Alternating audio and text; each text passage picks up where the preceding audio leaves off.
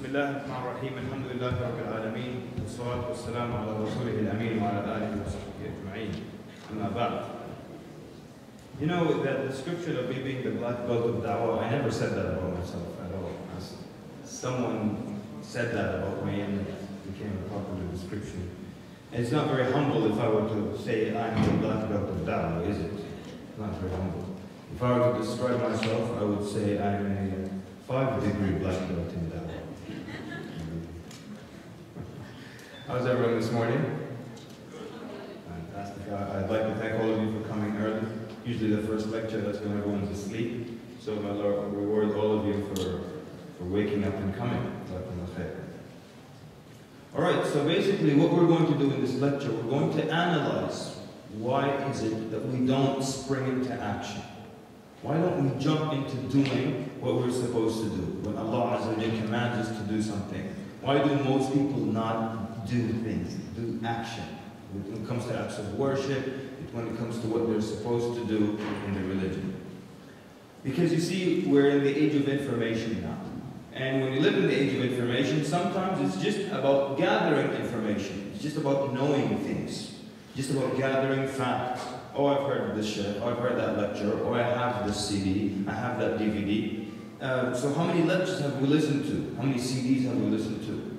How many Islamic lectures have we listened to on YouTube? How many articles have we read? How many articles have we read online? Websites have we visited? Questions that we know the answers to. We know the reward for this, the reward for that.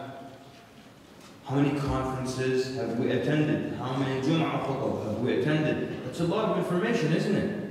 It's a lot of information. So something should happen then after gathering all this information. But sometimes nothing happens. So today we want to analyze, why is it that nothing happens? Why is it that nothing happens?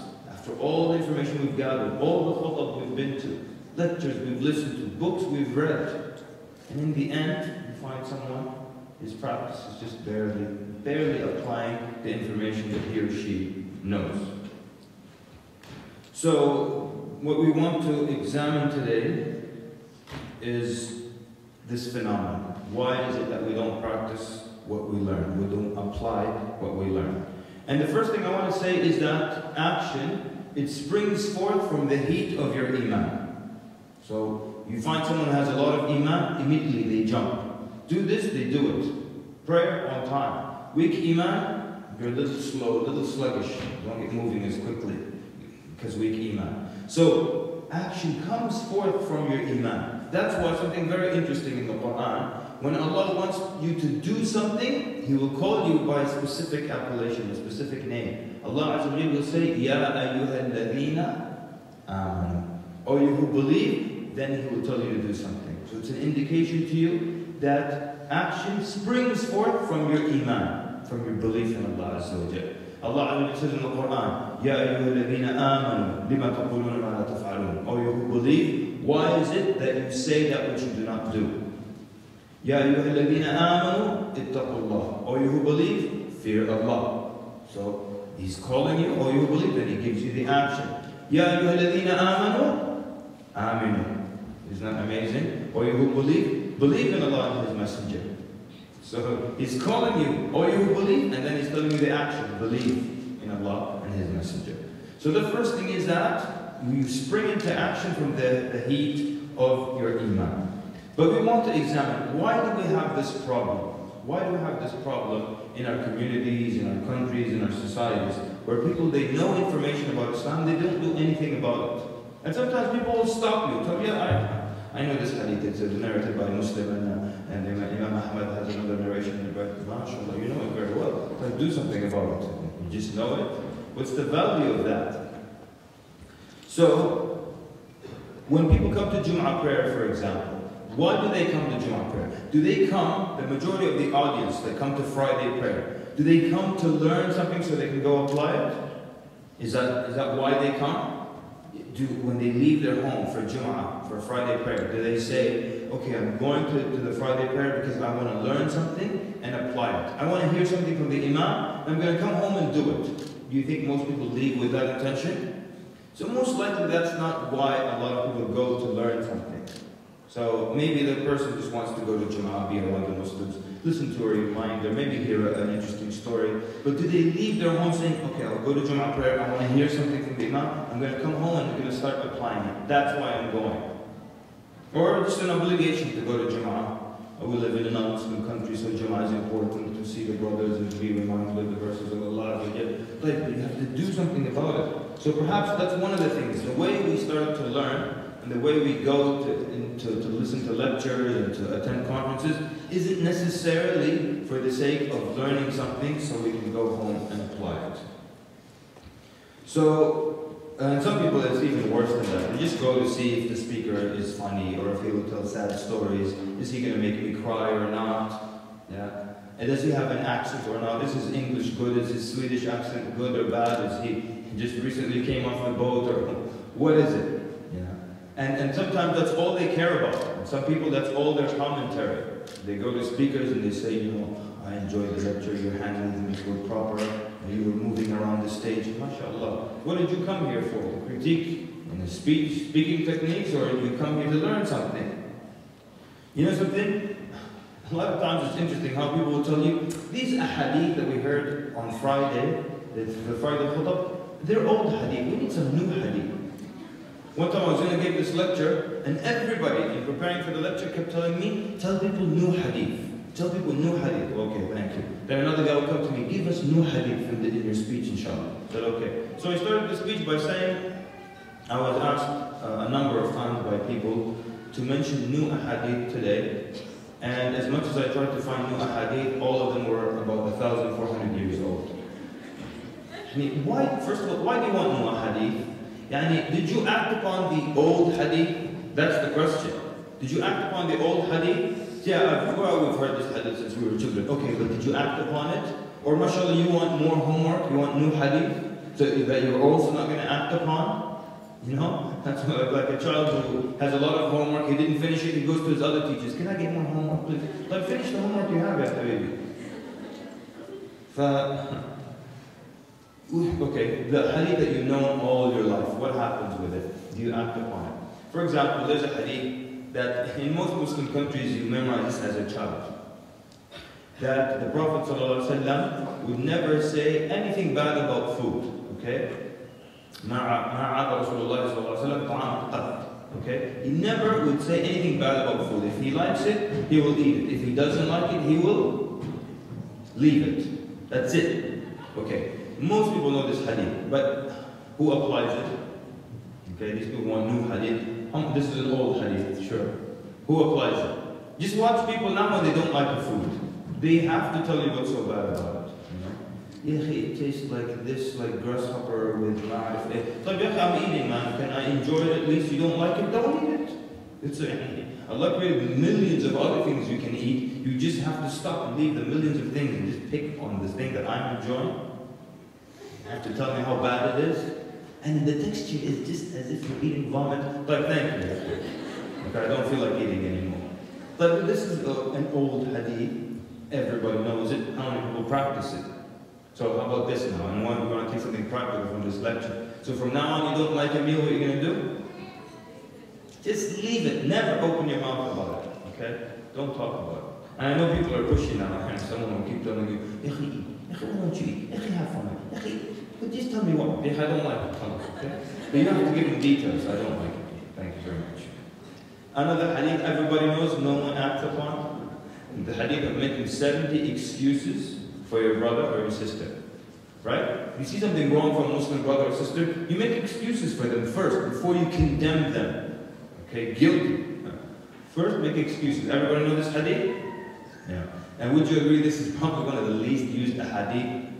Just watch your brother make half a mistake. Oh, khalas.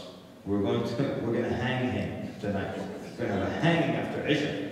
Okay? That's it. That's the end of this brother. He made half a mistake. Astaghfirullah, half a mistake. Sisters, mashallah. Sisters, I have what they call the Terminator scan. So, you know what I'm talking about, right? The sister sees another sister, she scans her, just like the Terminator, the machine, yeah? So just... Shame, nothing. Sister... Okay. So it's that true, huh? So that true that it gets an applause? That's very true. We do that, yes, yes. While you're doing it, the sister next to you like, okay. So, first thing we can do, this is a solution for everything, alhamdulillah, in Islam. There's no time we just highlight a problem and there's no solution. First thing we can do, we can renew our intention. Right now, as you're sitting here, this is the great thing in Islam, you can renew your intention in the middle of an event, while you're doing something. So right now, as we're sitting here, we can renew our intention. Why are we here? Right? We're here so we can learn something, so we can apply it. Not so we can put it in our database and store it in our memory and bring it out, show off with it. Yeah, there's a hadith narrated by Muslim, and there's another narration in Bukhari, which, mashallah, whether you're going to act upon this or not. So let's renew our intention that from now on, every lecture we listen to it so we can take something and apply it and do it. Okay? CD, any website I visit, I'm going there so I can learn something and I can apply it. Not just for the sake of knowing it. While you're sitting here, you renew your intention. You're here in this conference so you can learn something and apply it. You can just now in your mind go over, or how about after we're done, go over all the lectures, pick something that you're going to do, that you can do and you're going to do for the rest of your life. Or some change you're going to make from the lectures that you've heard. There's got to be a benefit. I mean, Allah didn't command us just to come gather, listen to things and just walk away. There's a reason why we listen to lectures and talks and the Quran and tafsir. So we can walk away with something and make a positive change in our life. That's the whole reason. Okay? So that means then the first thing we're going to do, we're going to renew our intentions. We're here for a specific reason. We're not here to get married or anything like that. All right, brothers? These brothers, I call them, some brothers are at their peak performance, I call them. Peak performance. Because, you know, they tell you that, you know, brothers know this very well, you're allowed to take a peek at the woman you want to marry, you know, take a look, take a peek. So some brothers are at their peak performance. Well, they're peeking over here, they're peeking over there, they're peeking over there. So stop peeking. We're here so we can learn something so we can go home and apply it. The brothers weren't laughing when I was making those jokes. So, you know something? Like the mentality of learning so you can apply doesn't exist anymore. It's like about information. I just want to gather information, that's all. Alright? It's not about that. It's about applying information that you gather. So many times a young man will come to you, he's wearing a chain. He's like, Assalamu alaikum, should I wear this chain? Okay. Or a gold chain or something gold, it's haram, it's not permissible for men. It's like, oh, thank you very much. He walk away with the chain on his neck still. Take it off, man. Why are you asking me this question? And why did you walk all the way over to me and tell me, can I wear gold? And I tell you no, and you walk away wearing the gold. It probably would have been better for you to not ask, maybe. And why did you ask that? One sheikh said, he said I was at a masjid, and there was a guy in the front row with a big gold ring.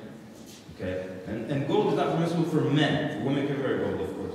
So he said, the sheikh said, I wanted to get him to take this ring off. He's in the front row. The sheikh got up to give a talk. He's talking about obeying the Prophet ﷺ. Yes. Everyone will obey the Prophet. If the Prophet were here right now and he asked you to do something, would you do it? Everyone in the masjid said, yes. Yeah, and these were Egyptian people, so they all respond to the speaker. So they all said, yes, we would do it. So if the Prophet came right now and told you to not do something, would you do it? And everyone said, yes, we would do it. He said, if the Prophet came here, and he's looking at the guy, the guy's got the big gold ring on. The guy's sitting there, he's like, yes, yeah. He's like, if the Prophet told you that to remove, that the gold is not permissible for men, would you remove the gold? Everyone's saying, yes. This guy's just sitting there. He said that I would just keep talking and talking, trying to get this guy just to do this. And that guy just sitting there listening to the lecture.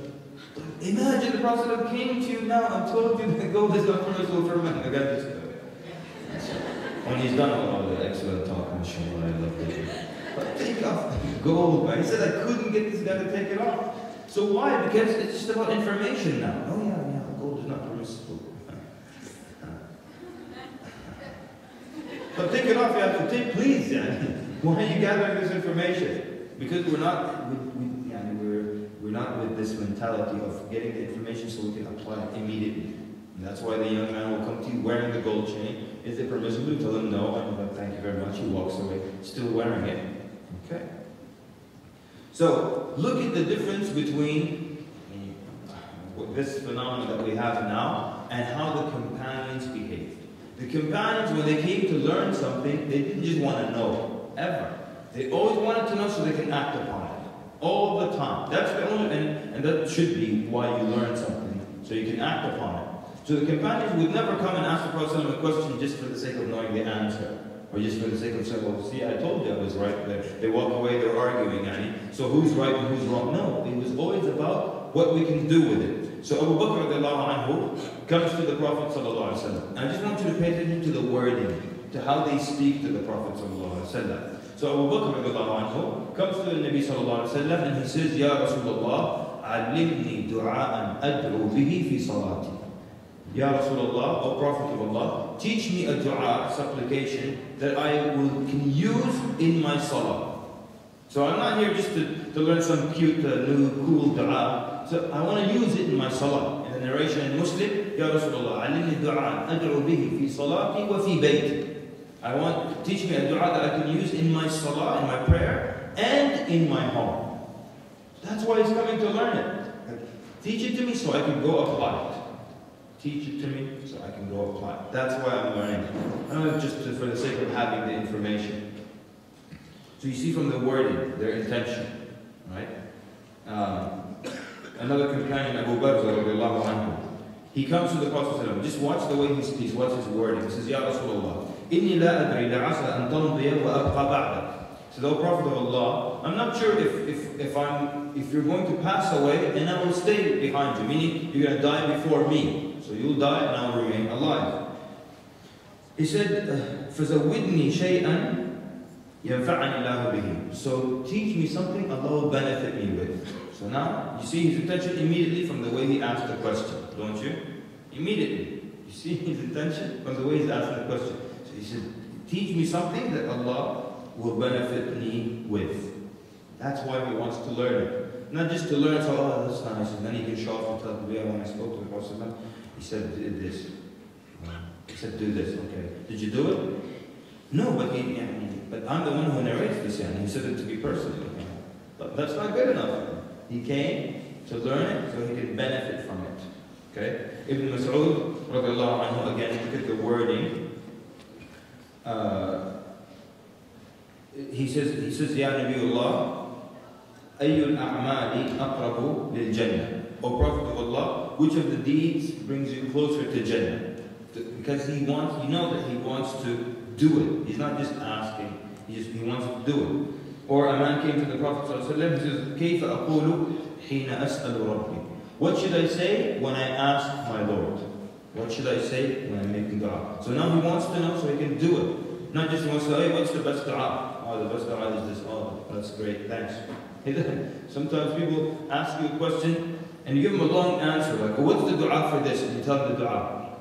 He's like, thank you. But you didn't write it, you didn't memorize it, I'm sure. Why are you asking me this question? Give him a long dua. And he's like, But you didn't write it or anything, and you can see the intention there. I remember one time there was a class where we invited these people to a class on campus at the university. So we told them, we purposely didn't tell them the room. So there's a group of people standing, like, there's an Aqidah class today at 1 o'clock, we would love to see you there. The brothers are, inshallah you'll see it, don't worry about it, you got it, we're there. Like, yeah, 1 o'clock, alright? So, yeah, we'll be there 1 o'clock, inshallah. And I purposely didn't tell them the room number. Like, yeah, awesome, sure. Say, I didn't tell you the room number. They're like, You know, they weren't planning to come, clearly. Yeah, we'll be there, sure, 1 o'clock, yeah. You know they were planning to come, because they didn't ask for the room number. So if you didn't ask for the room number, yeah. Okay, room 102, see you there. They didn't show up, of course. Okay. So he says to the Prophet, what should I say when I'm asking my Lord? So the Prophet tells him, Allahumma gfirli warhamni. Allahumma gfirli warhamni. Wa'afini warzuqni. Allahumma gfirli warhamni. Wa'afini warzuqni. So this is what you say in your dua. And then the Prophet gathered his fingers. So he said 4. He gathered his 4 fingers. He said, these 4 will gather for you the deen and the dunya.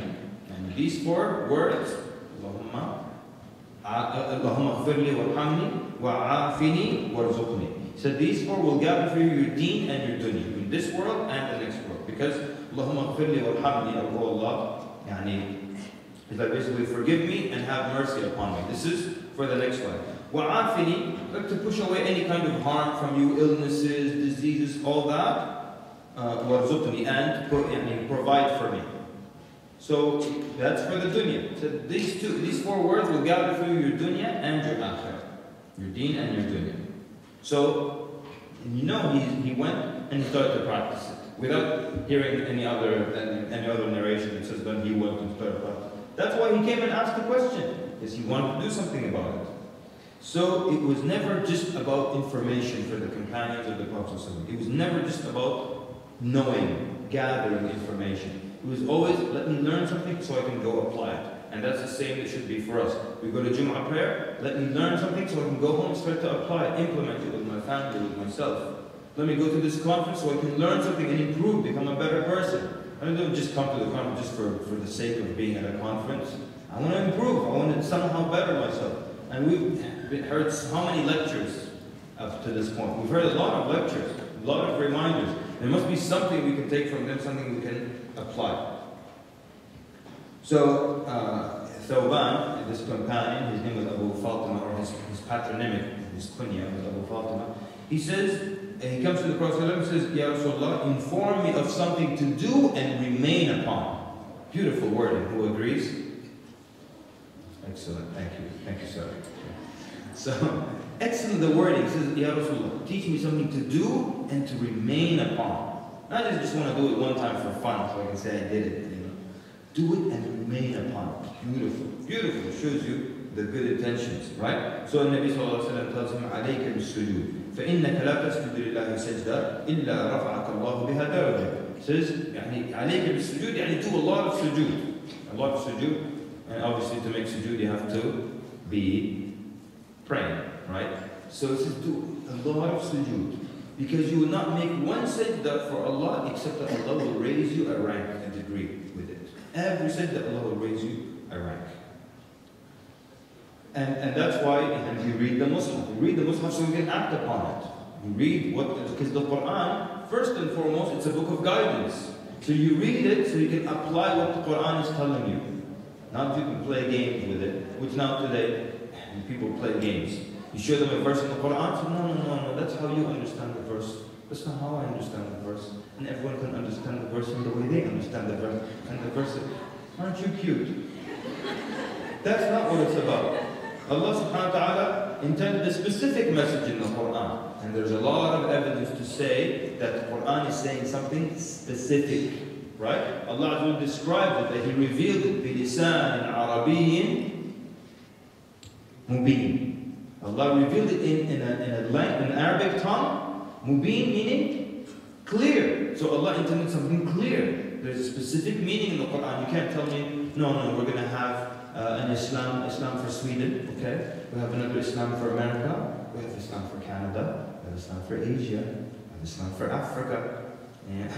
No, sorry, there's just one Islam. There are not there's many different kinds of Islam. Just one Islam, all right? Not multiple.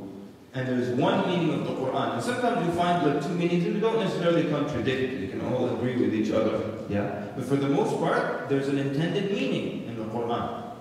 That's why Allah subhanahu wa ta'ala says, فَاسْأَلُوا أَهْلَ الذِّكْرِ إِن كُنْتُمْ لَا تَعْلَمُونَ. Ask the people of knowledge if you don't know.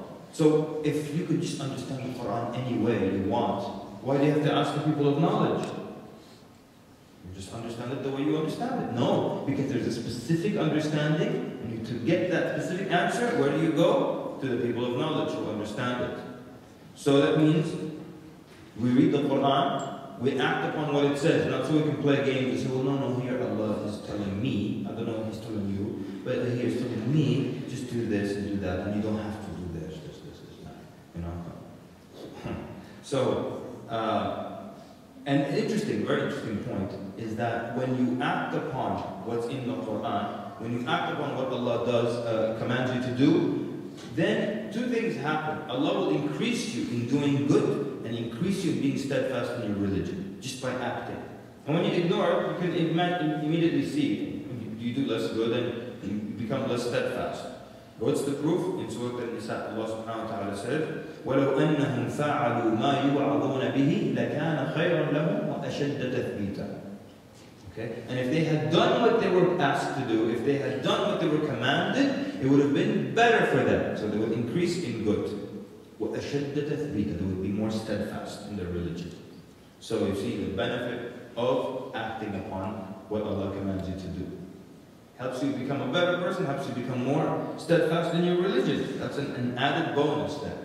So that means then our first point was that a lot of times people don't have the intention of gaining knowledge for the sake of acting upon it. They just gain the knowledge for the sake of gathering information. And I'll never forget, there was this brother, and he was, to rank him amongst the brothers, he was of the poorest in knowledge.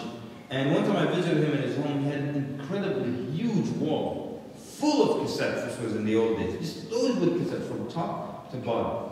Cassettes. It was incredible. I've never seen any personal library that big of audio lectures, and many of them were lectures that he personally recorded.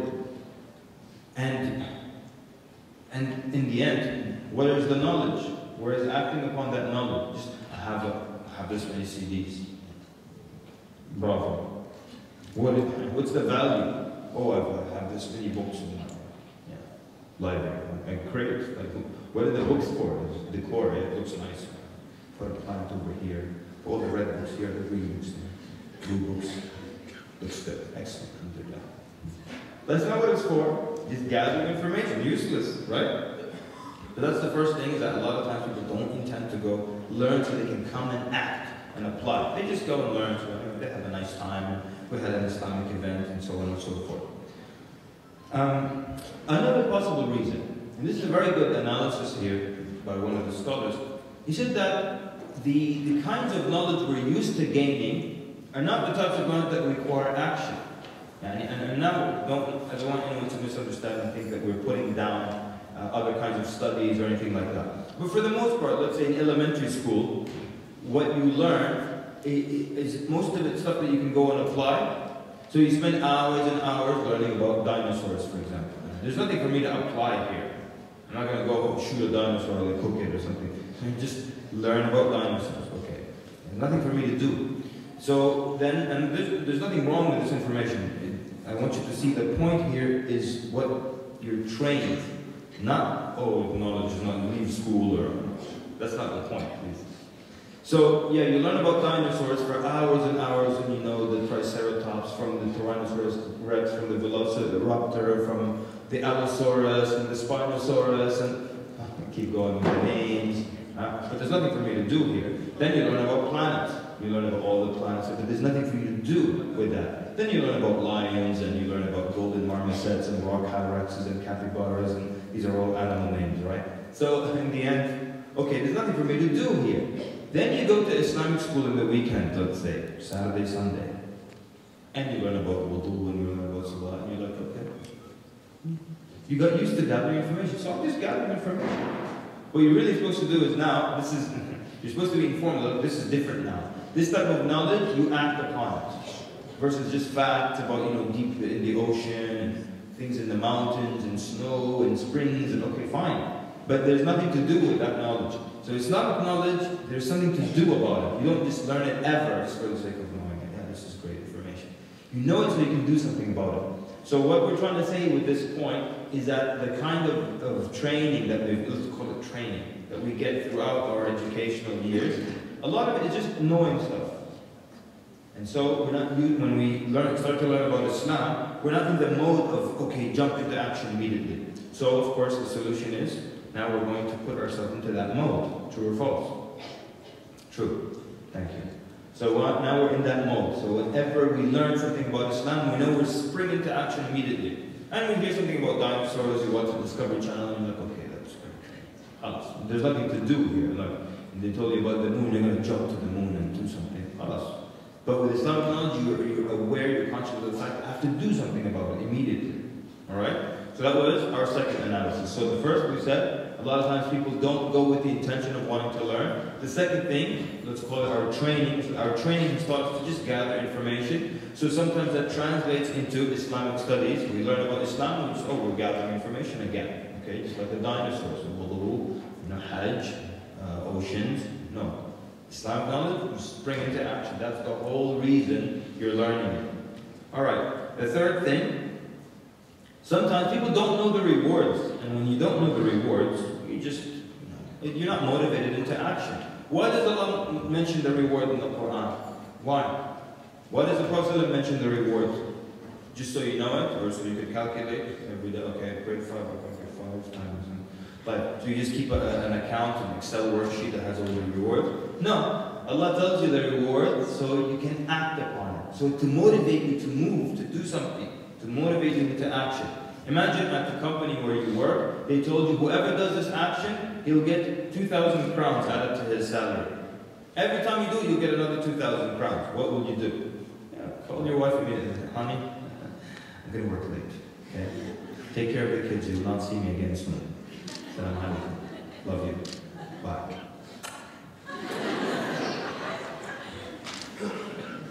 Huh? Because, I know there's reward right there. I'll see it soon. Right? Or if they tell you if you do this action at work, we'll raise you in rank. You'll move to the next floor. The next floor, you get a bigger office and you'll be right next to the CEO. What's going to happen? I want to be raised in rank. I'll keep working hard. So when Allah Azza wa tells you, you do this, Allah will raise you in rank. We just mentioned the hadith that you do not make any sajda to Allah, you prostrate on the ground to Allah, except Allah will raise you a rank. Wow. So what do I want to do after hearing this? I want to put this to the floor, don't I? All the time, because Allah will raise you a rank. But when the boss said we'll raise you a rank at work, everyone's like, okay, let's do it. Get the better office. Get the money, extra reward. Allah gives you reward. He tells you about this reward, so you act upon it. The Prophet ﷺ told you in the hadith that you get the reward for reading every letter, not every word, but every letter of the Quran. Right? And he even gave the example. If you read Alif, Lam, Mim, Alif is a letter, Lam is a letter, Mim is a letter. So A-L-M, for translation purposes. Yeah. Each one of them is a letter, and for each one, how much reward do you get? 10. Who said that? I like you, sir. Thank you. Where have you been in all this time? I like you. Thank you. The only guy in Sweden who says things out loud. 10. Thank you. Excellent. You must be Egyptian. Oh, Bosnia. Yes, I read lots of books at home. And then you act upon it, right? Nie żałosny governor bosenski. No. No governor bosenski. Every time I say that, people insist that. One time I said this to someone, and he was like, oh, you were in Boston? Like, what are you trying to get me in trouble? I was never there. And then 20 minutes later, he's like, what year were you there in Boston? Come on, FBI is all over the place.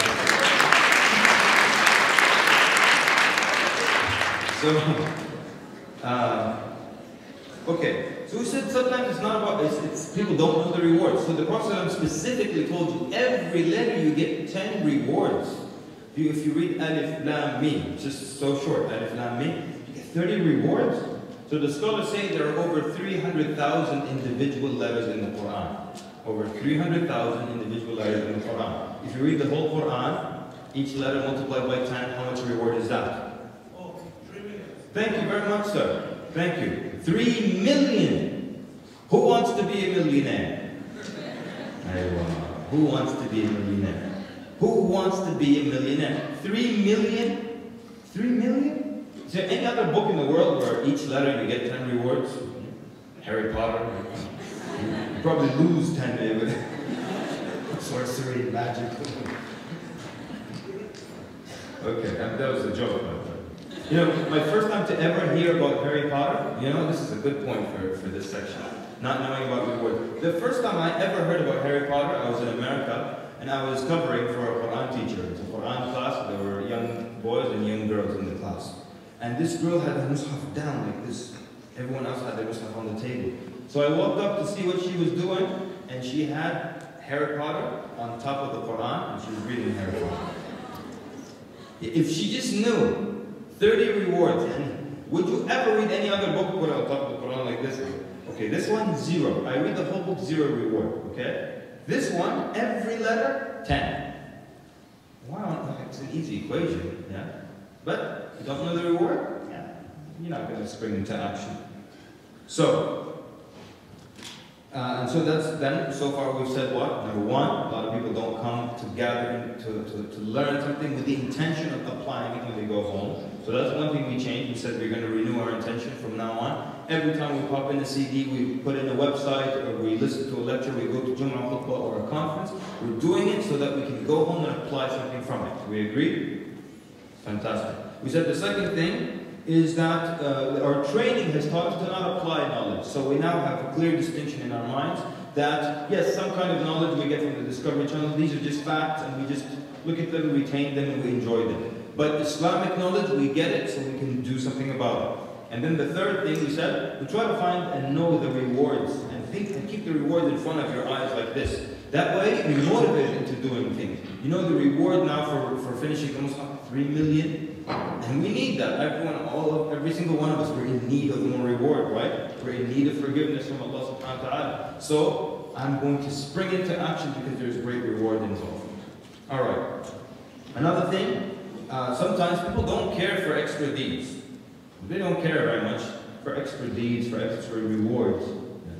They just don't want to do that, right? And kind of like what I told you about I call it the bare minimum, yeah? Some people want the bare minimum from Islam. So the mother, she will tell the child, hey, don't become too fanatical and religious. Just pray 5 times a day, okay? Fast when Ramadan comes. And when you get old, go to Hajj. Just don't overdo it. That's enough, yeah? But you never come to him if the child is studying at night because they have an exam tomorrow. You come, son, don't overdo it with studying. Go to bed now, okay? You don't have to get an A, just get a D, okay? Or a C minus, and barely finish your studies, okay? And then you can work at McDonald's when you graduate. Just flip burgers for the rest of your life. Yeah. We want the maximum from the dunya. She'll let him, while he's staying up at night, she'll bring him coffee and tea. Study, son. Then she'll wake him up before Fajr to study again. And maybe she never woke him up for Fajr, but just get up quickly, Allah, get up and study, please, and I'll make you eggs and toast and your favorite food and extras. Read, study, get A pluses, then get your bachelor's. And there's nothing wrong with it. A lot of times people think that if you're religious, you don't get F. Yeah, it's all for the dunya. You get an F, so what? No, who said the religious people have to be losers, huh? So, but what we're saying is that sometimes people want the maximum from the dunya and the bare minimum from the religious. Pray 5 times a day. Son, don't be too extreme. Who said the word extreme right now? I'm just praying. What's extreme about that? Okay, watch this. So sometimes we'll come to a group of people. So people are sitting in a circle. And now when you enter upon this group, you say, Assalamu alaikum. And how do you shake hands with them? Which direction? From the right, yeah? What I'm trying to tell you in this point is sometimes people just don't care about extra deeds, extra reward. Yeah? So you're supposed to start giving salam from the right. Give everyone salam from the right. So somebody will start from the left, yeah? And you tell them, brother, start from the right. And you sin and you get reward from it. So, no, what's the difference? I go from the right, from the left. People are dying in Afghanistan and Iraq. And the minute you mention extra reward, people are dying in Iraq and Afghanistan and the minute you mention anything like that, they tell you people are dying. But there has to be nobody dying for me to do extra good deeds. So the brother comes in, Salaam alaikum. Is anybody dying anywhere in the world? La Allah, everything's good today. Okay then, Salaam alaikum. I'll go from the right now. No. Extra reward, what's the problem? And people are so frugal when it comes to these things. They don't care. Yeah, extra reward, right, left. People are dying. But well, people were dying when you were watching football and soccer and stuff. What was the problem then? What's your favorite sport here in Sweden? Soccer, yeah? Football? Okay. You say football or soccer here? Football, huh? Okay, so some people, you're watching football when people were dying. What was the problem then? No? Yeah, you were going to fun places and you were doing fun things when people were dying. And just now people are dying when it comes to shaking hands from the right. It's like people don't care about rewards anymore. So, you want to know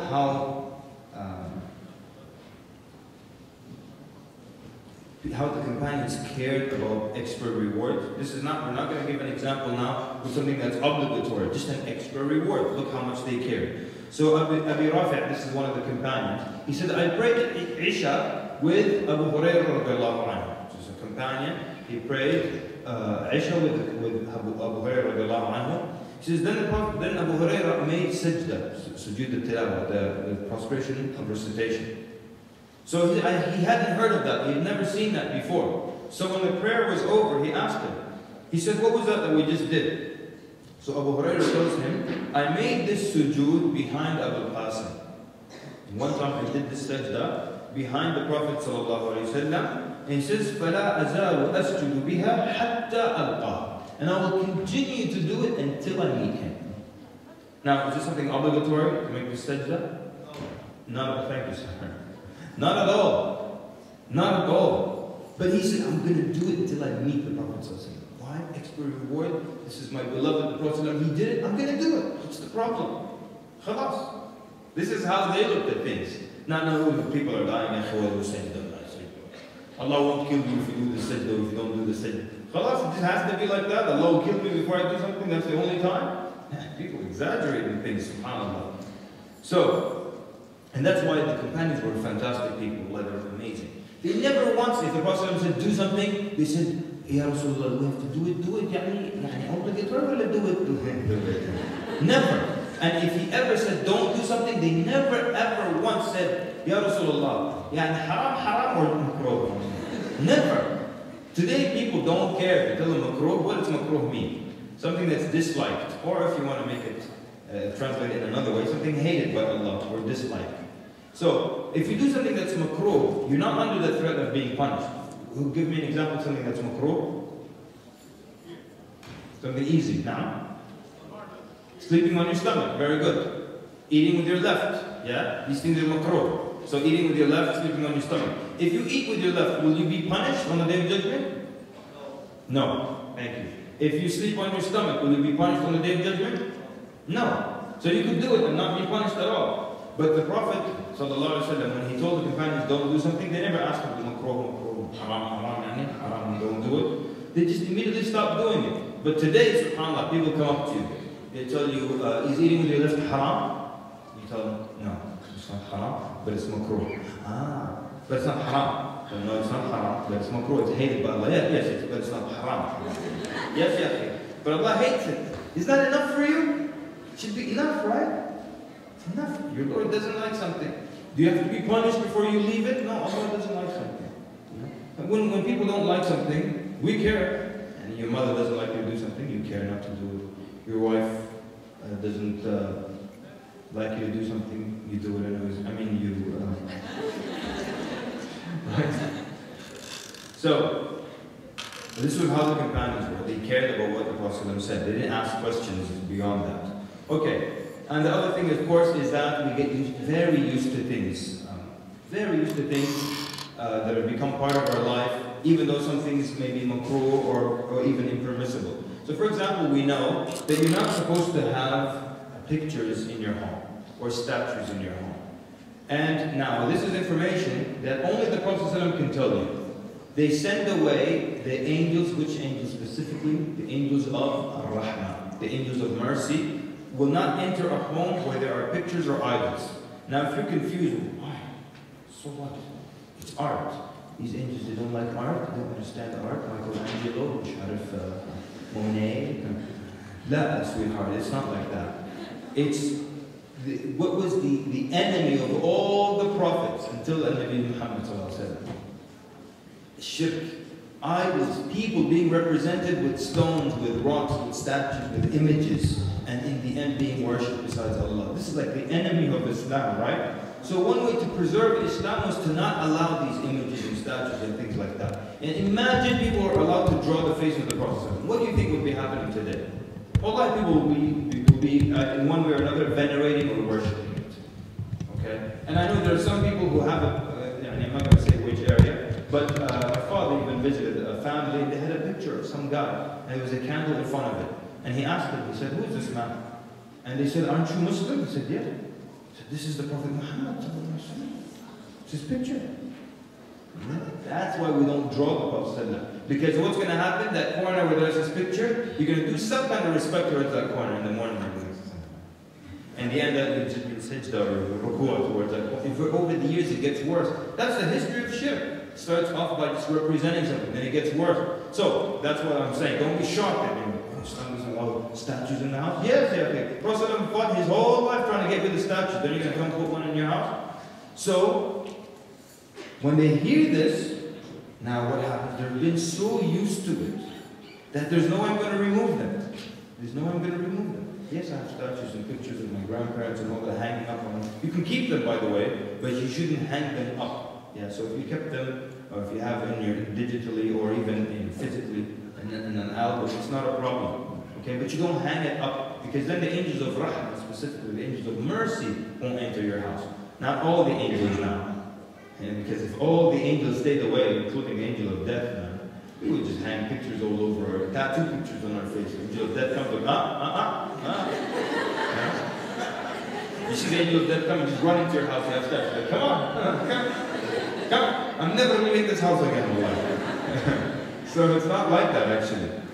But what happens when people learn this information? They can't, because they become so used to it. So many things that are either makruh or not permissible in Islam have become such a part of our life that when now you hear that they're not permissible, you're angry even. You're angry. So what is this?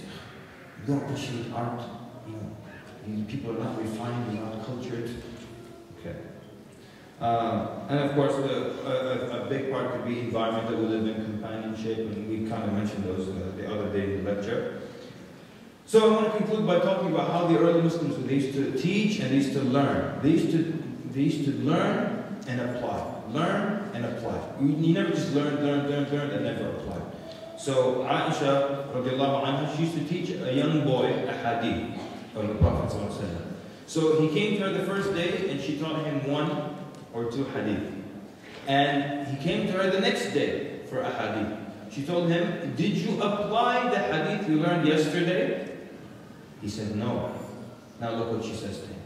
She says, then why are you increasing the arguments of Allah against you? Beautiful. Any Egyptians in the audience? Okay, how about this? I'm going to repeat this one more time, and everybody pretend that you're moved by this, okay? I'm going to repeat it one more time. So he came the next day to learn another hadith, and she asked him, did you act upon the hadith I taught you yesterday? He said, no. She said, then why are you increasing the arguments of Allah against you?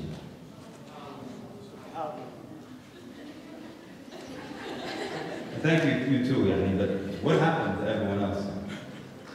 Breakfast, no good? Okay, I'm going to do it one more time. Okay, let me explain it first. Maybe we don't understand it. She's saying, if you memorize a hadith, Allah has an argument against you. See, if I don't know a hadith, you might have an excuse on the Day of Judgment. Allah will ask you, why did you do this? I never knew about it. Okay? But if you memorize the hadith and you don't do it, on the Day of Judgment, Allah will ask you, why didn't you do this? You memorize the hadith on this day with that teacher at that time. Now Allah has an argument against you. You understand? So now, if you're just memorizing a hadith, Allah has now evidence against you that you knew it and you didn't act upon it. And by the way, the excuse of not knowing it is getting thinner and thinner these days because information is all out there at our fingertips. You just have to touch a button, information comes to you. So when Aisha, okay, get ready. When Aisha asked the boy, she said, did you act upon the hadith I taught you yesterday? He said, no. She said, then why are you increasing the arguments of Allah against you?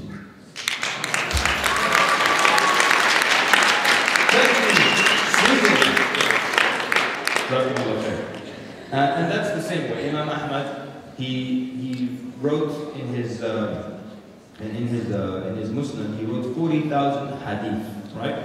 He said, I never wrote the hadith of the Prophet except I acted upon it. So I'm gathering that hadith, I'm not going to write a single one except I act upon it. 40,000 hadith like that. And he said, even when I heard, wrote the hadith, that the Prophet ﷺ was cupped. You know cupping? How do you say cupping in Swedish? Nah? Huh? Kupiya. Okay? So even when I heard the Prophet ﷺ had the kupiya done, And he gave the hajjam, the guy who does the cupping, Abu Tayba, he gave him a dinar. He said, I gave the hajjam a dinar. That's how he emulates the Prophet sallallahu alaihi wasallam. You act upon it before you teach it to others. Now, I'll tell you the truth. One time I had to give a lecture on procrastinating. You know procrastinating? When you leave everything to the last minute. Yeah? So I had to give a lecture on procrastinating. When you leave something to the last minute, you don't do it. Then in the last minute, you start to do it quickly. So I wanted to follow the example of Imam Ahmad, right? You have to do what you're going to talk about. So I actually prepared the lecture at the last minute. Okay, you didn't get that. It was a joke. I prepared the lecture at the last minute. All right. So I've come to the end of the lecture. How about a quick recap? Number one, we said we are going to, from now on, whenever we go to an Islamic event, our intention is to gain knowledge so we can apply it. Right? Jum'ah khutbah so we can apply it. Put in a CD so we can apply it.